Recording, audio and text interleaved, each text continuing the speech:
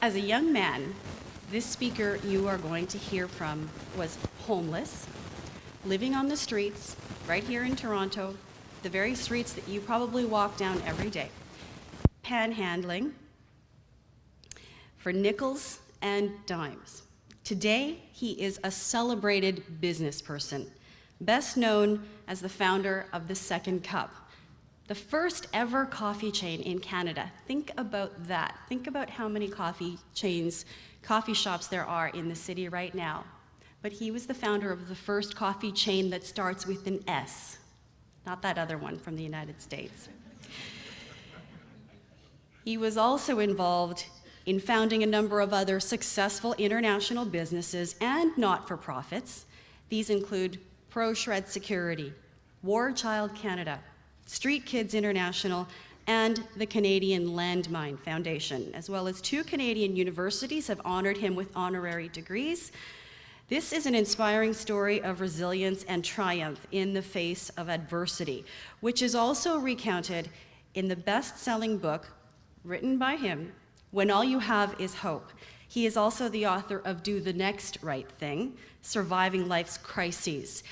I had the privilege of spending an afternoon with Frank O'Day last year to get to know him, his story, so that we could profile it for CBC Toronto. So that was for our viewers to see. You all are very lucky to hear from him directly, in person, to get that story of inspiration, and trust me, it is inspiring, and it will motivate all of you. Please join me in welcoming our keynote speaker, Frank O'Day.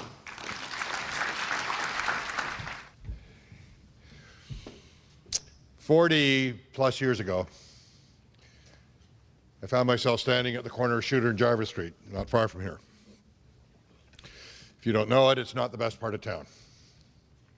If you went there this morning, you'd see people sleeping on park benches, drinking out of paper bags, shooting up. Everything they own is on their back or in a shopping cart beside them. It's a very lonely, dirty, and sometimes violent existence. I know that because I was one of them. A day in my life was made up of going over to Yonge Street and panhandling for nickels and dimes. 2 other guys and I worked the street. When we got 99 cents in those days, you could buy a bottle of wine. We take that bottle of wine back to the flop house beside which we were living, and we would drink that wine, and the conversation went something like this. Tomorrow, I'll quit drinking. Tomorrow, I'll get a job. Tomorrow, I'll call my family. Tomorrow, I'll be the best salesman there ever was. And tomorrow, tomorrow, tomorrow, back and forth to Yonge Street. At the end of the day, we had to make the most important decision of the day. And that was, in the shape we were in, would we go back to Yonge Street and get 50 cents each so we could sleep indoors, or would we sleep on a park bench? Indoors was 5 guys to a room, and the rule was you tied your shoelaces around your ankle. Otherwise, the first guy up got the best pair of shoes. It was a dirty, lonely, and sometimes violent existence. Contrast that, if you will, to just a few short years ago, standing on the red carpet at Rideau Hall in Ottawa,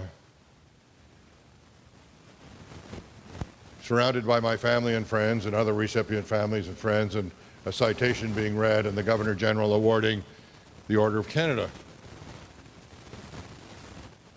And fast forward to today here in this great city of Toronto, with you who have come, most of you who have come to this country for a better opportunity. And I must say, you've chosen well. This is a great country. Your worship, you did a great job of that, and this country and this city is a wonderful place, full of opportunity and a chance to grow, not only personally, but to build a better country, a better world, and certainly for all of our families. How do you go from Skid Row to addressing this audience here? 3 words occur to me: hope, vision, action. Without